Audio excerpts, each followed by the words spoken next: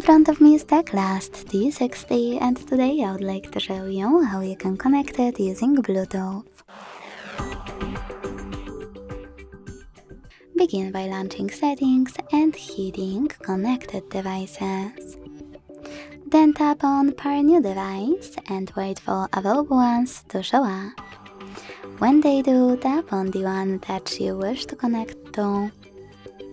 Select Pair in the pop-up and wait for the other device to accept your connection request. As you can see, my devices were successfully connected. To disconnect them, use this gear right next to the device.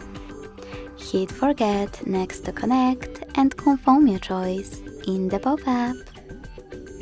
Thanks so much for watching. If you enjoyed this video, leave a like, comment and subscribe. Bye!